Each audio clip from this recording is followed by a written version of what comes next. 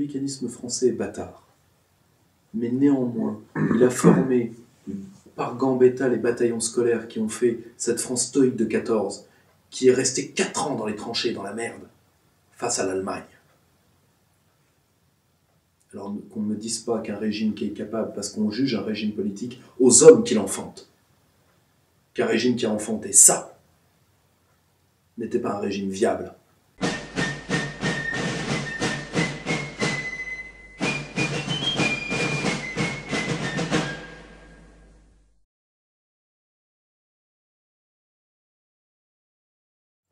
Alors on va rebondir sur votre définition du gallicanisme et votre posture par rapport aux religions. Ce serait bien pour les gens qui nous écoutent de savoir qui parle. Et, comme on vous définit comme républicain, voire comme jacobin, j'aimerais avoir votre définition de ces deux notions. Et puis, voilà. Alors, si vous voulez, le républicanisme, ça, il faut, à mon avis, au rythme des entretiens, on y reviendra assez souvent. Parce que si vous voulez, aujourd'hui, tout le monde... voilà, la République c'est Hollande, donc dégueulant sur la République. Alors déjà, la République, c'est une notion extrêmement touffue. Si vous utilisez le droit constitutionnel, vous allez vous retrouver à poil, parce que le droit constitutionnel d'une République, c'est un régime où le pouvoir ne se transmet ni de manière héréditaire, ni de manière viagère. Autrement dit, et République, tout ce qui n'est pas monarchique. Avec des règles de transmission du pouvoir, géniture, primogéniture mâle. Très bien. Bon. Ok. Jusque-là, on n'est pas très avancé. Ensuite, il y a la définition de la res publica. La res publica, c'est la chose commune. C'est la chose publique. Qui est une notion qui nous est issue du droit romain. Je rappelle que les deux notions cardinales du droit romain sont la potestas, la puissance pure, et l'auctoritas, qui est dévolue sous la République au Sénat romain, qui oriente et limite la potestas, qui est un peu la sagesse qui retient l'autorité qui vient d'augere. Augere, c'est ce qui permet de grandir. Mais par exemple, augere, c'est ce qui... quand vous faites pousser, quand vous faites grandir. Si vous voulez, c'est par exemple, c'est la déesse du mois de mai, Maya du mois de mai. C'est la protectrice des cultures. Permet à Augere qui a donné Auguste, l'Auctoritas qui a donné Augere qui a donné Auctoritas, aussi donné l'Auguste, l'empereur, à Augustus, etc. Donner le prénom Auguste. Or, si vous voulez, la res publica, parce que le pouvoir est chose commune, il y a l'unité du corps politique sous la loi. La loi est le concept politique majeur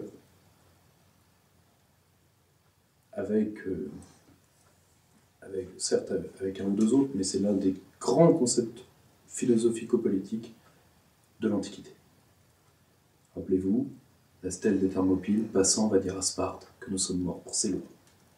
Bon. Or, cette unité présuppose la souveraineté. Elle ne la nomme pas, mais s'il y a une unité sous la loi, il faut bien que quelqu'un donne la loi, donc il y a bien un souverain là-dedans. Bon. Aujourd'hui, nous ne sommes plus une république. Nous ne sommes plus souverains. Déjà, nous ne sommes plus souverains depuis la mort du général, grosso modo. Donc, quand M. Payon, quand M. Valls, quand M. Juppé, quand... Comment il s'appelle, Razmoquette, là, le petit excité, là, Sarkozy, quand tous ces mecs-là se disent républicains, ils mentent. Ou alors, ils ne connaissent pas les mots. Donc déjà, or, qu'est-ce qu'est le républicanisme ? Ça vient du réalisme politique, la plus vieille des théories politiques. C'est-à-dire, l'homme est zoon politikon, un animal politique. Et ce faisant, tout est orienté vers la survie et la perpétuation de la cité. Ce n'est pas... La cité ne se pose pas la question du salut des âmes. C'est ce qui différencie. C'est pour ça que le monothéisme chrétien est beaucoup plus individualiste. Parce qu'il va renforcer la notion de personne qui n'existe pas par lui, qui existe déjà dans le droit romain. La persona, c'est le masque de théâtre. Bon. Donc si vous voulez, le réalisme civique, ou le réalisme politique, est la plus vieille des grands courants d'histoire des idées politiques.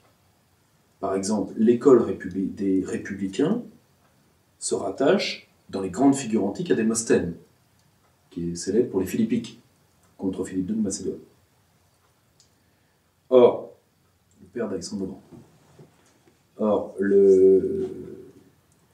si vous voulez, Clémenceau, par exemple, injustement oublié dans sa partie de doctrinaire républicain, injustement, a écrit un ouvrage sur Démosthène, qui est un très bel ouvrage. Un ouvrage puissant, un ouvrage pensé. C'était pas uniquement un grand politique et un homme qui avait du verbe. Rappelez-vous, pour la mort bienheureuse d'un président du Conseil, rappelez-vous, je renvoie nos internautes à la pompe funèbre, qui regardent Clémenceau, la pompe funèbre, ils verront ce que c'est. Ils rigoleront 2 minutes. C'était aussi un homme qui avait compris une certaine pensée politique. Or, le républicanisme français est très bâtard par rapport au républicanisme qui voit dans l'homme avant tout un citoyen. C'est ça qui différencie, par exemple, de toutes les pensées politiques ou pseudo-politiques qui sortent du christianisme. Le christianisme est un peu mal à l'aise avec la question politique, sans critique, hein, c'est une observation.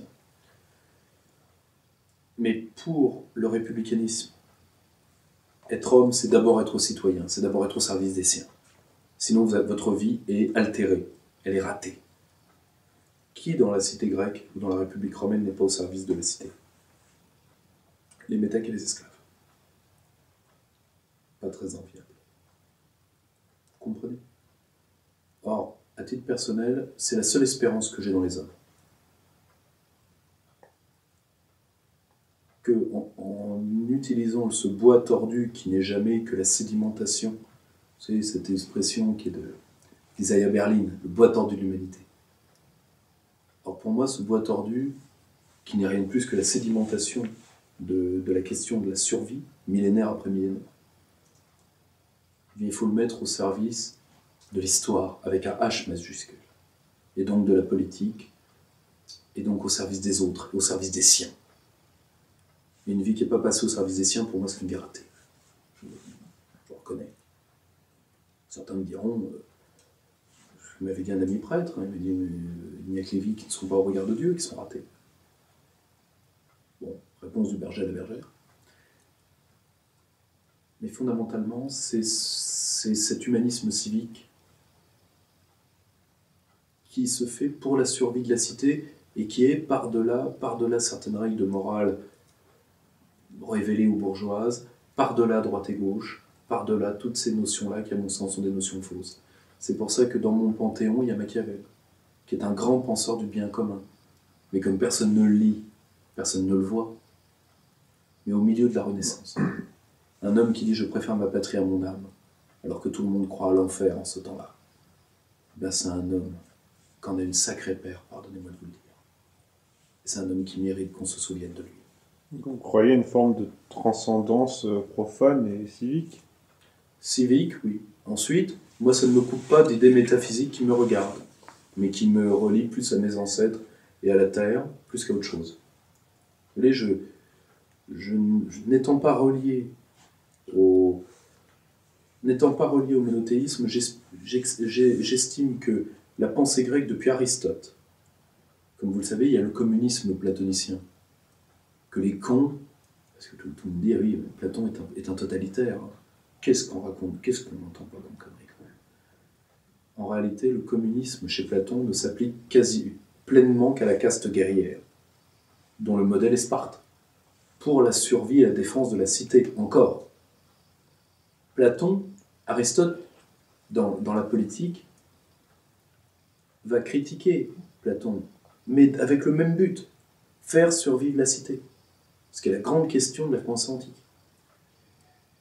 Et Aristote dira qu'il y a le public et le privé. Au nom de deux choses, l'attachement au bien et l'attachement aux personnes.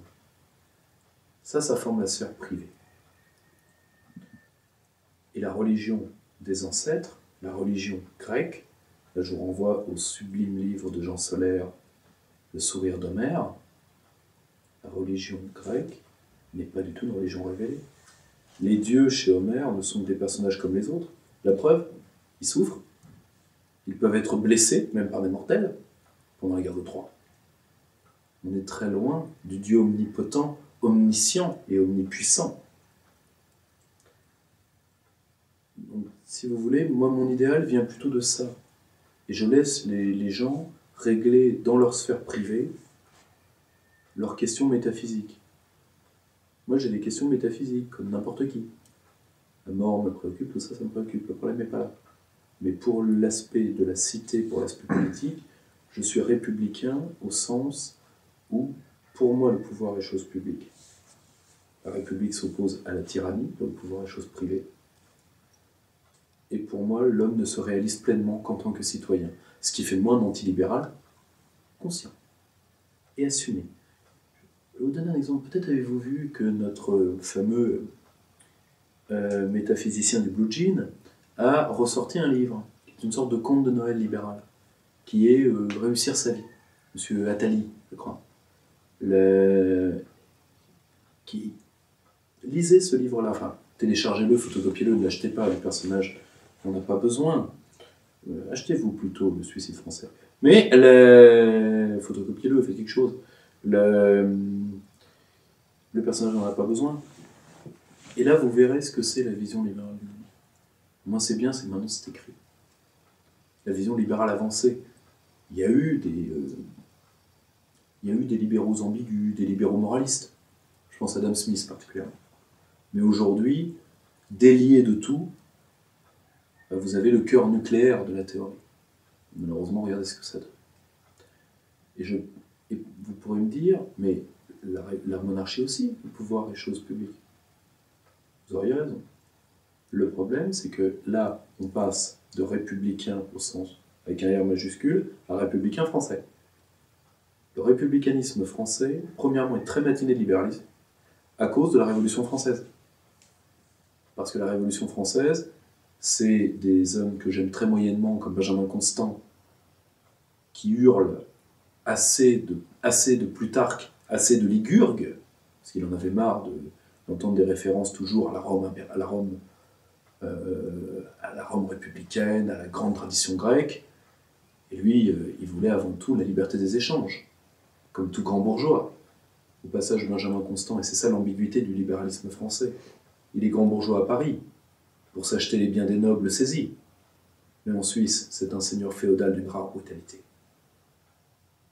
Voilà l'ambiguïté du libéralisme français. Il en a toujours été marqué. Si vous aviez vécu en 1789, vous auriez été révolutionnaire? Impossible de répondre à ce type de questions. Impossible. Si vous voulez, 1789 est quelque chose qui est à prendre, à mon avis, comme un bloc. Mais si vous voulez, à un moment, quand vous avez le tourbillon d'une époque, vous ne savez pas où vous allez finir. Je pense que Robespierre, qui était premier prix d'Académie royale d'éloquence, je vais m'oublier, je ne suis pas sûr qu'il se voyait à la tête du comité de salut public. C'est ce qu'on appelle l'hétérotélie. Les hommes font l'histoire, mais ils ne savent pas quelle histoire ils sont en train de faire. Or, si vous voulez, moi ce que je veux, et en cela je suis gaulien, voilà, c'est l'ambition qu'avait le général, j'aimerais que se referme la plaie 1789.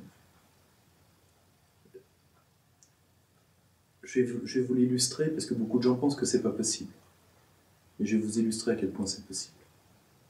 Vladimir Poutine, figure gaulienne s'il en fut, de son propre aveu. Quoi qu'en disent les cons.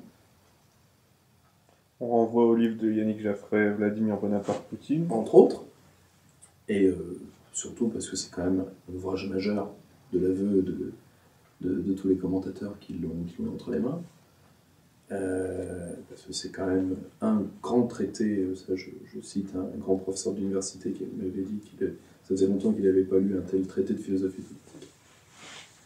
Ben, je vais vous dire une chose.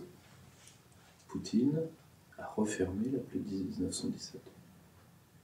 Comment? En rendant à chacun ce qui est sien, sum quique tribuendi, la première définition que nous ayons de la justice. Le juriste romain Ulpien. Il a rendu, et il s'est servi de quoi?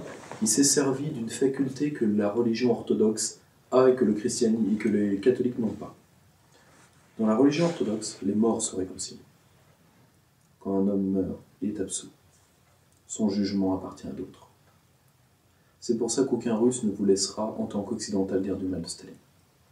Staline, ça les regarde. Et ce que je ne supporte pas, c'est qu'au nom des plaies de 1789, les uns et les autres se vendent à l'étranger. Je vous donne un exemple tout bête. J'ai énormément d'amis, et tout le monde le sait, vu que je les ai fait venir au Cercle Aristote, qui sont des historiens du droit, qui est pour moi un type d'intellectuel très au-dessus du lot, qui sont monarchistes, légitimistes, comme la plupart des historiens du droit en France. Un de mes amis proches, le professeur Jean-Pierre Brancourt, un homme exceptionnel, intellectuellement parlant, et le président est un des membres de l'association des amis de Guy Auger. Qui était Guy Auger? Un très grand penseur du droit et de la politique, sur lequel il faudrait beaucoup travailler, qui était un des élèves préférés de Michel Villet, le grand Michel Villet. Historien du droit, philosophe du droit, raide. Il a fait une critique des droits de l'homme à nul autre pareil. Eh bien, si vous voulez, ces gens-là, quand ils ont vu arriver François Furet, une personnalité qui a beaucoup joué dans la démission actuelle de la France,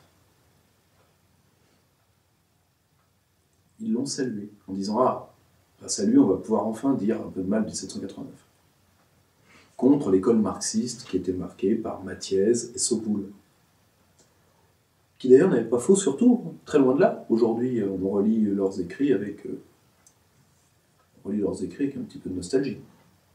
Parce qu'on s'est rendu compte que, comme le mur de Berlin est tombé, on va pouvoir relire les marxistes intelligents. Enfin. 1789, dans la lecture idéologique et libérale que voulait en faire Furet, qu'avait écrit avec Pierre Rosanvallon et Jacques Julliard, deux personnalités anti-françaises s'il en fut, un bouquin qui s'appelle La République du Centre, pour normaliser la République française, pour qu'elle devienne une vraie démocratie de marché d'opinion. Et donc pour lui retirer ces âpretés républicaines, ce sens du pouvoir, cette éthique de gouvernement, tout ça, ça fait vieillot, ça fait gaulard, ça date du vieux Charles, le vieux Charles est mort et c'est tant mieux. Eh bien, nos bons historiens du droit se sont dit « Ah, Furet, c'est bien ». Quand les hommes de Furet ont pris le pouvoir dans les universités, vous savez qui ils ont, après avoir tué les marxistes, qui ils ont éliminés tout de suite? Les historiens du droit légitimistes, comme par exemple la famille Bluch, grands historiens, François et Frédéric Bluch, écartés par les hommes de Furet. Écartés. Parce que pour eux, il fallait limer les dents de l'héritage de 1793, mais il ne fallait pas dire de bien de la monarchie non plus. Hein. Ma moralité. Moralité, les seuls qui ont cru à la France et qui se détestent, c'est un peu la France de Jean Ferrat. Hein. Elle répond toujours du nom de Robespierre, ma France. Ben, tous ces gens-là pour qui la France est quelque chose, ben, se sont tous retrouvés dans la cuvette, balancés par la bonne école libérale de la Révolution française. L'école Furet, qui règne jusqu'à aujourd'hui. Moralité, qui fait les... C'est toujours aussi intéressant de voir le livre noir de la Révolution française, tout ça. Mais moi, ça m'intéresse aussi de lire Sophie Vanish. ou le très bon travail que Leuven, je dois écorcher son nom, mais c'est L-E-W-E-2-E-N, compliqué, a fait sur Robespierre aux éditions Fayard. Parce que, à un moment ou à un autre, il faut prendre l'histoire de France telle qu'elle est. Sinon, eh ben, à chaque fois qu'un écrivain étranger, comme Paxton nous l'a fait pour Vichy, comme d'autres nous l'ont fait contre 1789, nous dira qu'on doit avoir honte, eh ben, on aura honte, et des bons nationaux français bien cons vont emboîter le pas. Bien sûr. Eh ben, je le dis sincèrement, j'ai au moins appris ça des Russes. Jamais de repentance sur quoi que ce soit. Jamais. Ça sert à rien déjà.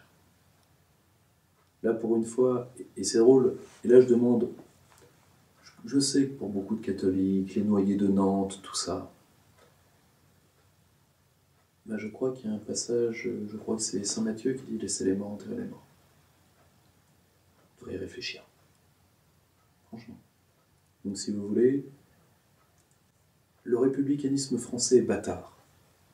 Mais néanmoins, il a formé par Gambetta les bataillons scolaires qui ont fait cette France stoïque de 14, qui est restée 4 ans dans les tranchées, dans la merde, face à l'Allemagne. Alors qu'on ne me dise pas qu'un régime qui est capable, parce qu'on juge un régime politique aux hommes qui l'enfantent, qu'un régime qui a enfanté ça n'était pas un régime viable. Qu'on me dise qu'un régime qui a porté des hommes comme Malraux, comme Michel Debré, comme Koenig, comme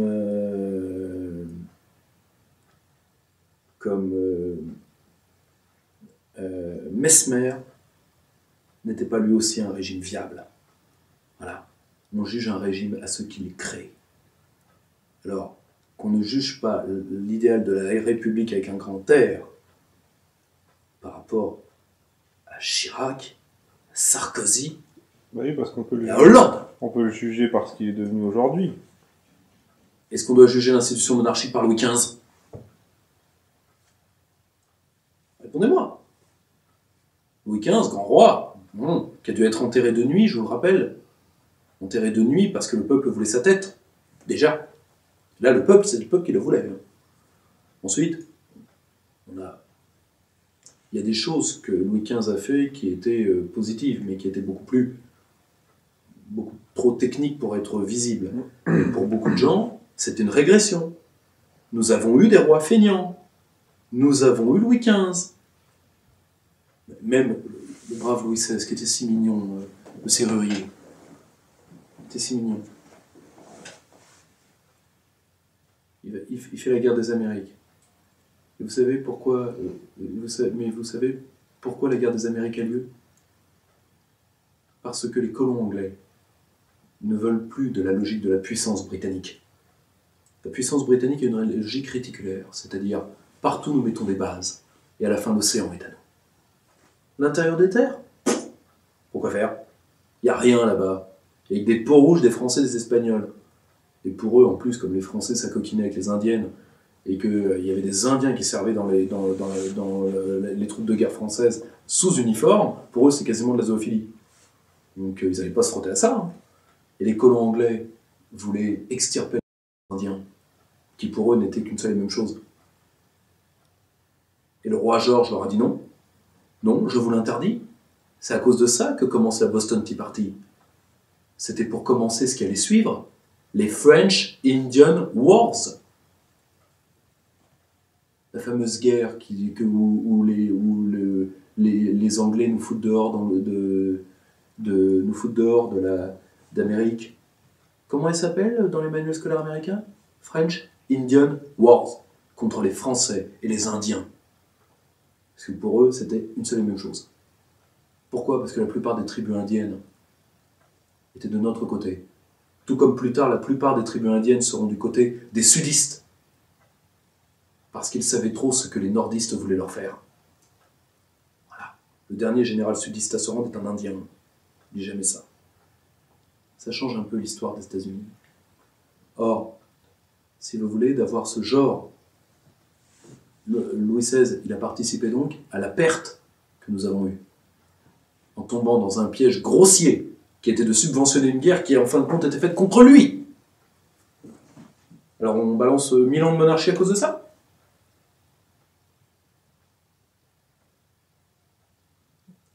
Si on regarde le système politique républicain et monarchiste, on peut peut-être considérer que l'hérédité est un système plus stable que le suffrage universel, par exemple, puisqu'il repose sur je veux dire, la crédulité des masses.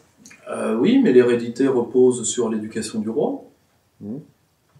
Je vous signale que la plupart des monarchies constitutionnelles d'Europe, l'Europe est encore majoritairement faite de monarchies, je vous rappelle. Constitutionnel. Constitutionnelles, certes. Mais, Parlementaire. oui, mais je vous rappelle que le terme, que la monarchie absolue telle que certains monarchistes pensent qu'elle a existé, n'a jamais existé. Le terme absolutisme date de 1793.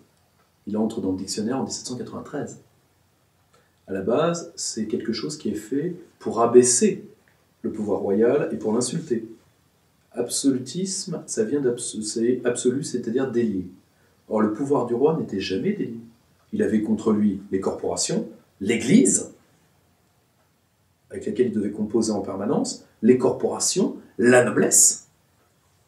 Je crois qu'il y avait encore...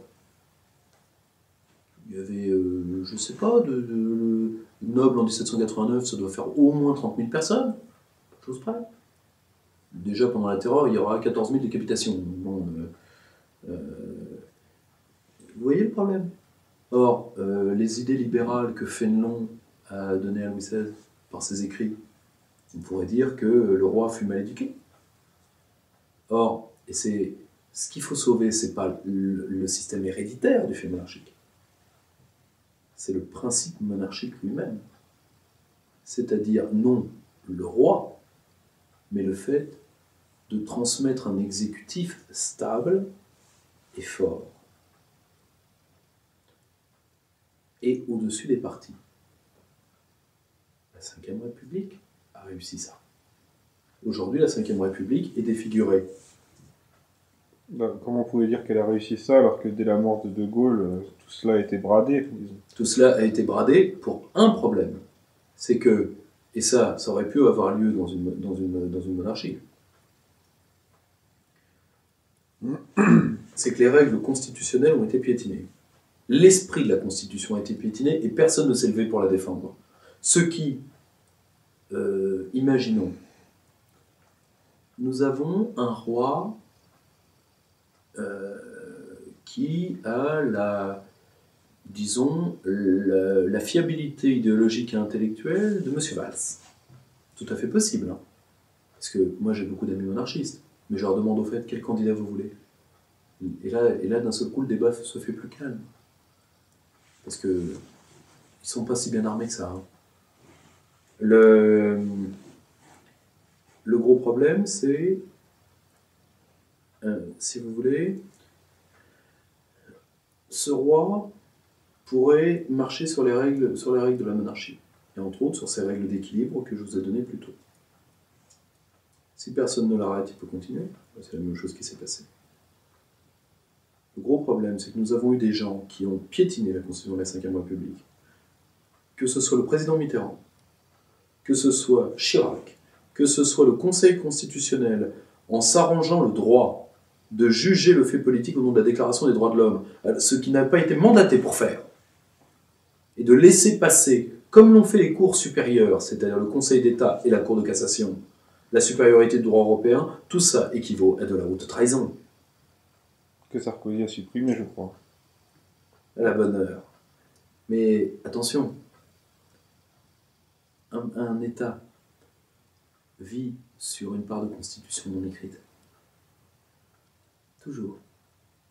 L'Angleterre n'a pas de constitution écrite, elle a néanmoins une constitution matérielle. Or, il y a en France aussi des règles non écrites. Je vous donne un exemple simple. Une règle qui a été écrite très tard, mais qui a embrassé l'ensemble de notre droit. On n'usucape pas sur bien d'État. Et ce numéro de perspective libre, imaginons qu'il appartienne à l'État français, je le vole.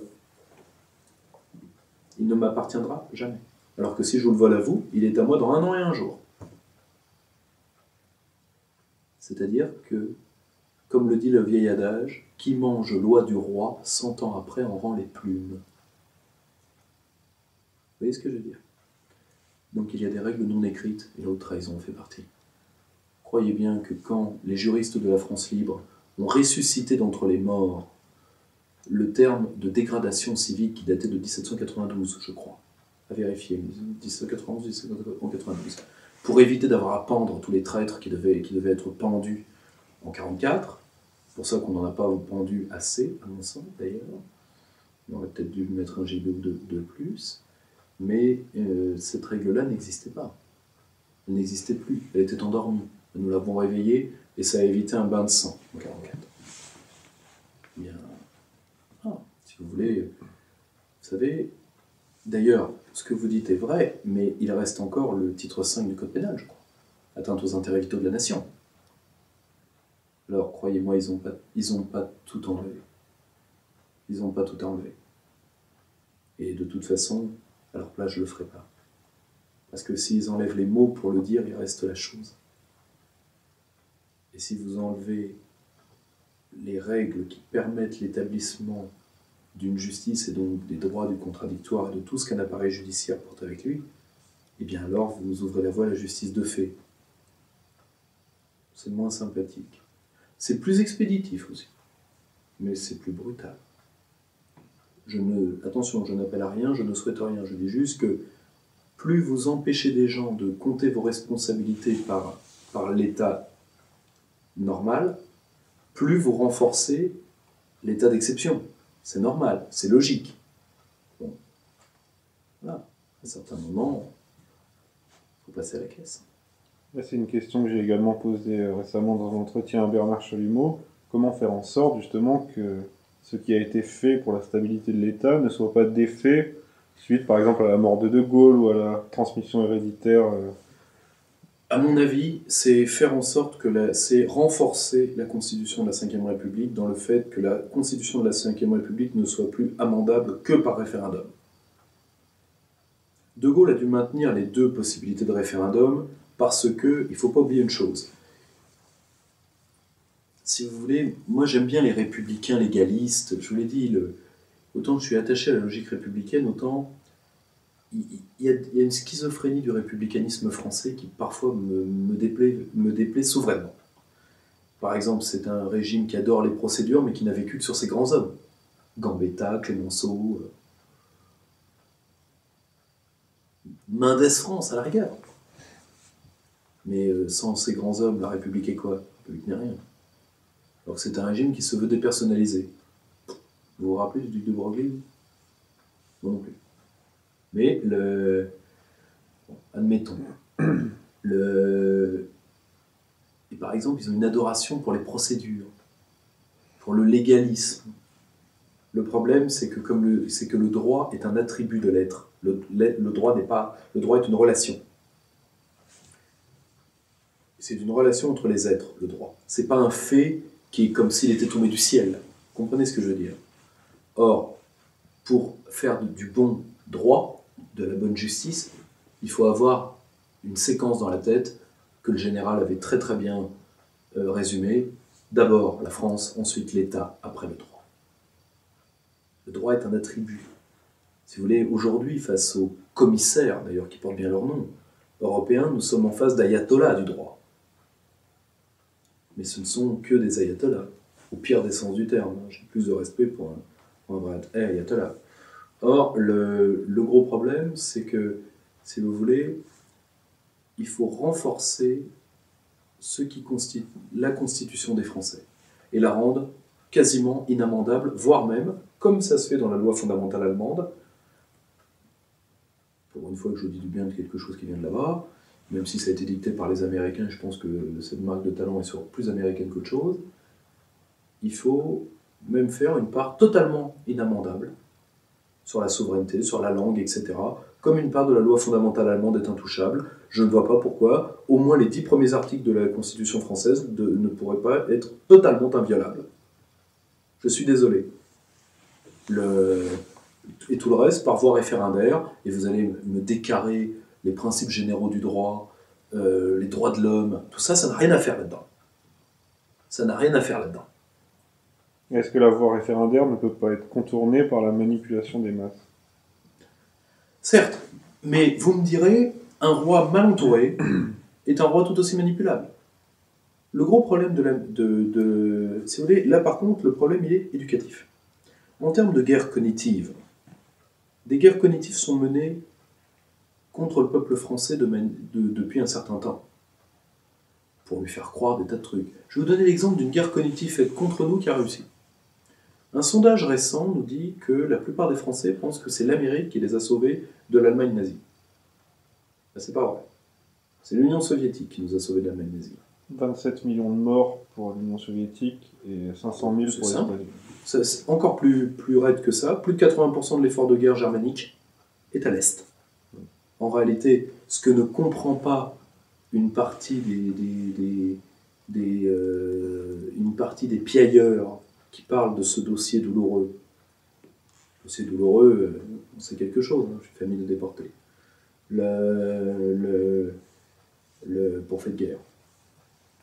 C'est que le but de guerre de l'Allemagne impériale se fait à l'Est. Ceux qui pensent que Vichy est un acteur de la guerre se gourrent complètement. Parce que la guerre n'a pas lieu là. Elle a lieu de l'autre côté. Et ça, il faut un peu connaître la Seconde Guerre mondiale pour en arriver là. Or, le grand problème, c'est que, si vous voulez, ça c'est une guerre cognitive qui a réussi contre nous. Mais vous avez des tas de guerres cognitives avec toute la force qui ont lamentablement échoué. Maastricht ne réussit qu'à quelques voix près. Le 29 mai 2005, qui a gagné ce soir-là? Contre toutes les forces coalisées. Là, c'était vraiment le petit peuple gaulois, là. Contre Herculanum, Babarum, Aquarium, c'est ça, les quatre camps. Le dernier, je ne me rappelle pas ce que c'est, les quatre camps romains qui l'entourent, quoi. Or, il faut, par l'éducation, par la formation à l'esprit civique, et également par une légitime préférence pour ce qui est soi.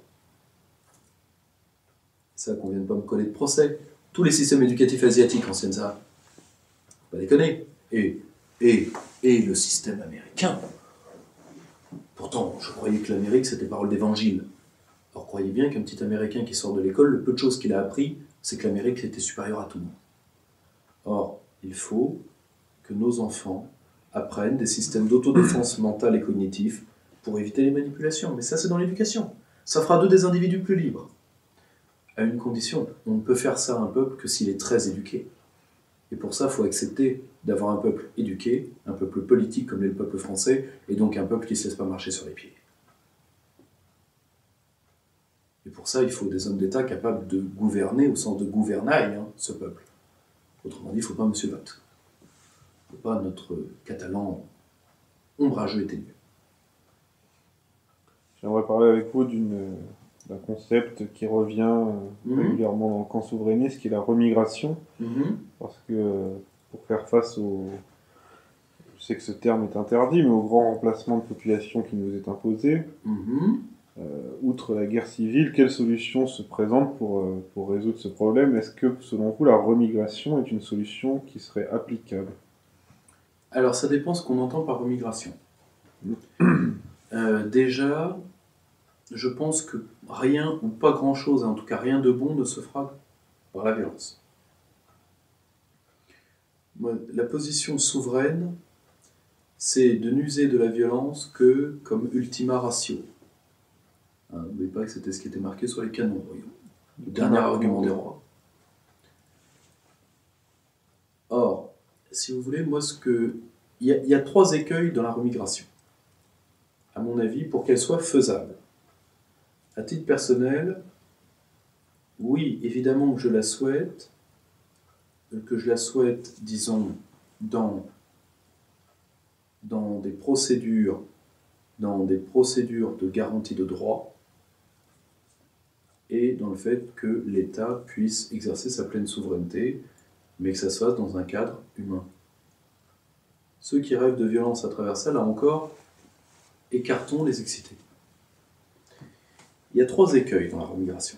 Premièrement, de voir les immigrés comme une masse. Les immigrés, c'est aussi des individus, premièrement, et c'est aussi des groupes. Ce sont des groupes qui s'assimilent plus ou moins bien. mais il y a une assimilation qui se fait encore selon les groupes. Moi, si vous voulez, par exemple, là j'ai vu un document récent, qui était sur un média pourtant de qualité,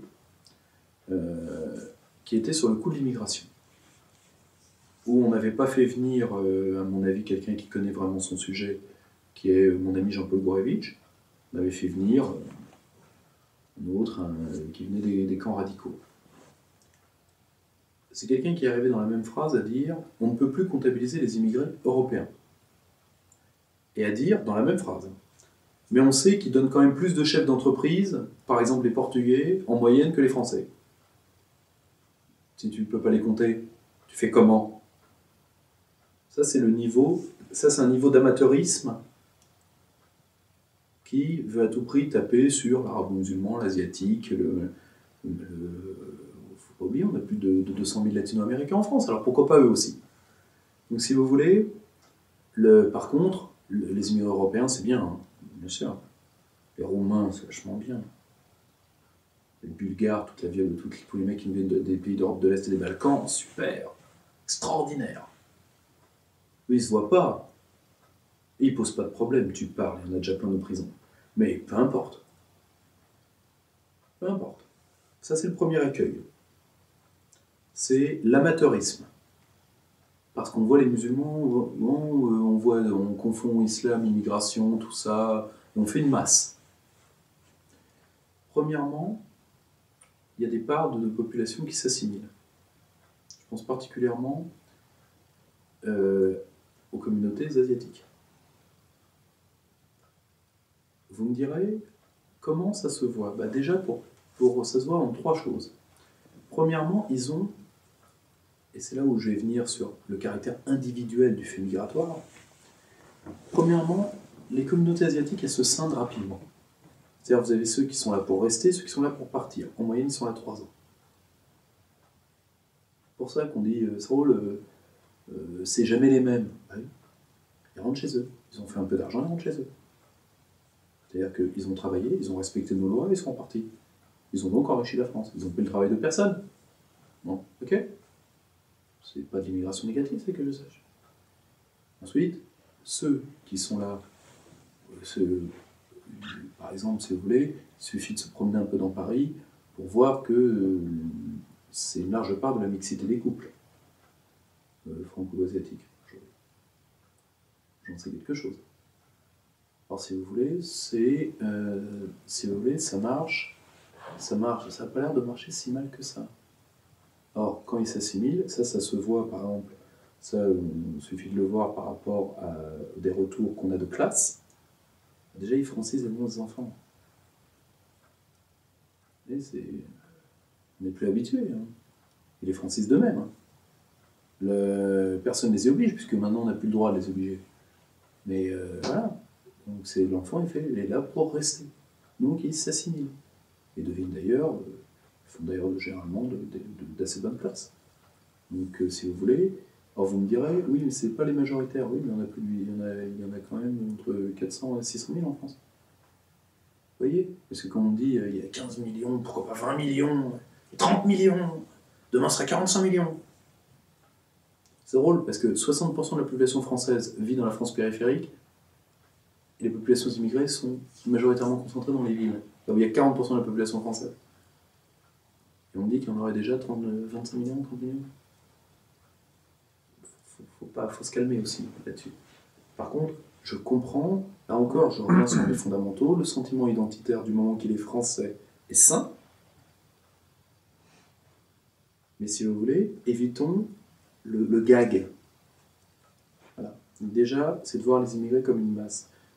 C'est-à-dire ne pas les voir communauté par communauté, premièrement, et deuxièmement, ne pas les voir comme individus. Je vais vous donner un exemple simple. Il y a un marché migratoire. C'est-à-dire que les immigrants vont dans le pays qui leur garantit le plus de choses. Eh bien, garantissons-leur le moins, et ils ne viendront pas. Pendant des années, la Hollande a eu un solde migratoire négatif après l'assassinat de Theo van Gogh. Et puis une fortune. Puis une fortune d'abord, Theo van Gogh ensuite.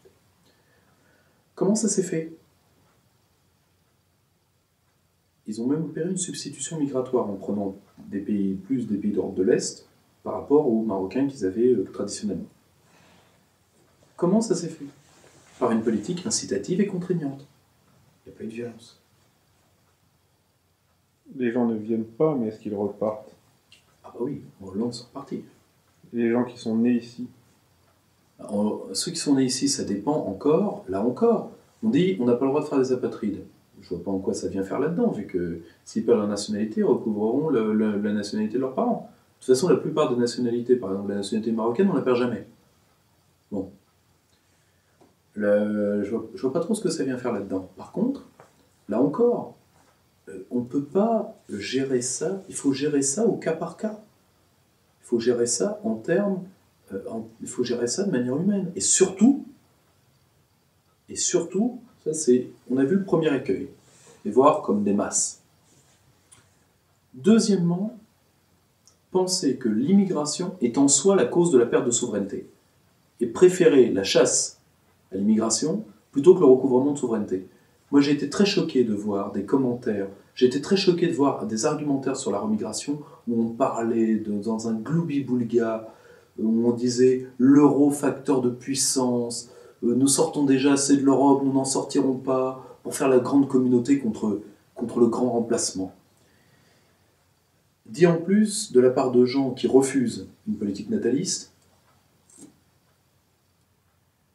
et qui méprisent un peu le français bas de gamme qui fait des gosses parce que lui il n'est pas châtelain. Ces gens-là, je les méprise. Je veux le dire sincèrement. Pour une raison qui est simple, ce n'est pas l'immigration qui a privé la France de sa souveraineté. C'est l'Union européenne, c'est les États-Unis, c'est l'Allemagne. C'est l'Allemagne, d'accord. Donc tous les mecs qui me sortent aujourd'hui, les Européens sont mes frères, ben, je leur dirais qu'en allemand, le terme d'amitié franco-allemande est intraduisible. Déjà. Et là, je vous renvoie à des gens qui connaissent leur sujet, Pierre Hillard, Yvonne Bollmann, Alain Favaletto. Et le premier objectif de la France, c'est de recouvrer sa souveraineté. Ou alors, la remigration saura ce qu'a été l'empire colonial. C'est-à-dire, au lieu de s'attaquer au vrai problème qui est l'Allemagne, on est allé vers l'empire colonial, on est d'accord. Bon, ben là, au lieu de s'attaquer au vrai problème qui est l'axe germano-américain, mais qui est majoritairement l'Allemagne, encore, hein, qui nous a quand même fait 4 guerres depuis 1870, hein, 170, 1914, 1940, la guerre de l'euro, ça fait 4.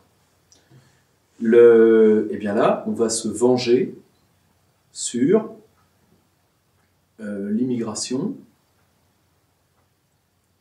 On va se venger sur l'immigration. Très bien. C'est lâche. C'est lâche.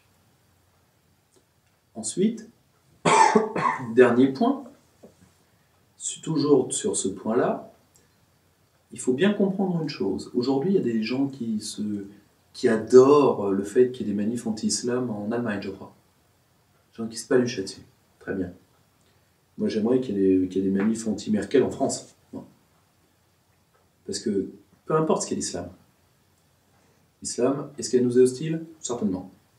Est-ce qu'il y a quelque chose dans la religion coranique, au-delà de ces tendances extrémistes, qui peut, à la rigueur, qui peut être dangereux pour un non-musulman? Peut-être.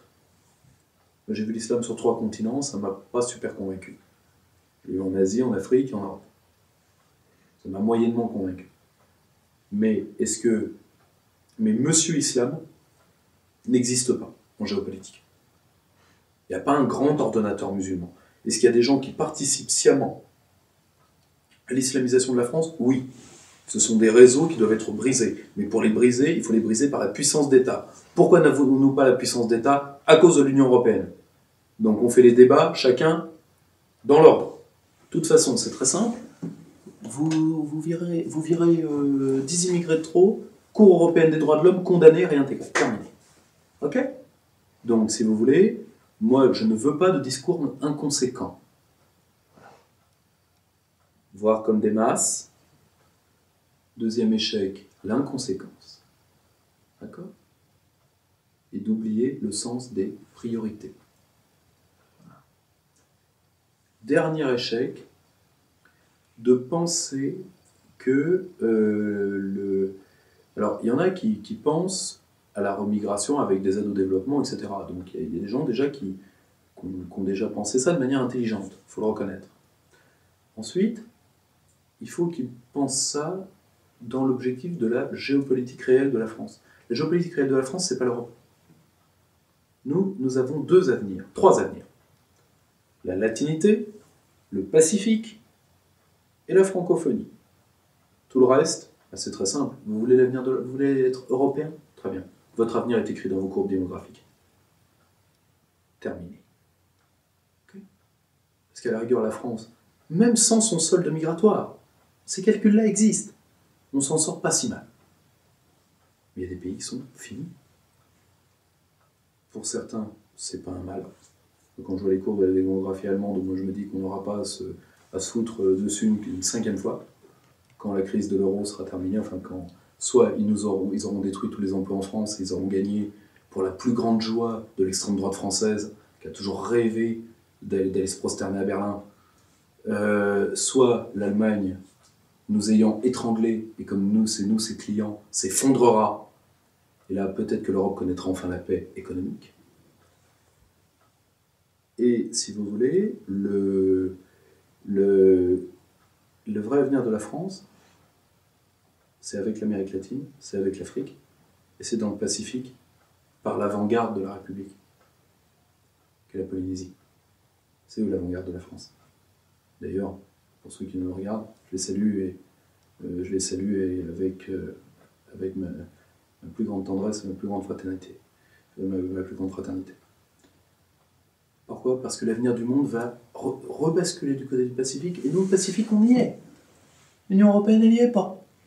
La Belgique n'y est pas, l'Allemagne n'y est pas. Voilà. Mis à part les pays latins, très peu de gens s'en sortiront. Les pays de l'Est, ça dépendra s'ils s'entendent avec Moscou ou pas. Et les autres, excusez-moi, mais en tant que Français, l'avenir de l'Europe centrale et orientale, d'un point de vue démographique, sincèrement, ça nous concerne très moyennement. Or, il faut comprendre une chose dans la remigration, c'est qu'on le veuille ou non, les frontières sud de la France sont gardées par l'armée algérienne. Il y a des villages entiers au sud du Maroc qui sont déjà, parce que les populations africaines remontent. Les migrations, c'est pour tout le monde.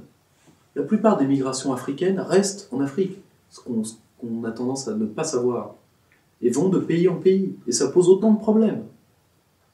Donc, si vous voulez, par une politique à la fois plus sélective à l'entrée, mais également beaucoup plus humaine dans le terme de traitement des ressources que nos entreprises prennent là-bas, nous pourrons arriver à certaines choses. Ensuite, une partie de l'Afrique noire commence sa transition démographique. Donc, pas de panique en soi. C'est un problème sérieux, c'est un problème dangereux de substitution culturelle. Il ne doit pas être sous-estimé, mais si vous voulez, la reprise de souveraineté pourra nous éviter le camp des saints. Mais là encore, chaque chose à la fois. Chaque chose à la fois, et ce n'est pas quand une situation est tragique, et Dieu sait que cette situation est tragique, moi je ne la mésestime pas. Moi je ne fais pas partie de ceux qui vivent loin de l'immigration, parce que là j'ai l'air de vivre un peu loin en réalité, parce que je suis dans ma maison, disons, dans la maison qui m'a vu grandir, donc très loin dans la campagne, mais sinon j'habite en plein Paris, donc je vois tout à fait ce que certains appellent grand remplacement. Il n'y a pas de problème là-dessus. La seule chose, c'est que ce n'est pas quand une situation est grave qu'il faut se mettre à paniquer.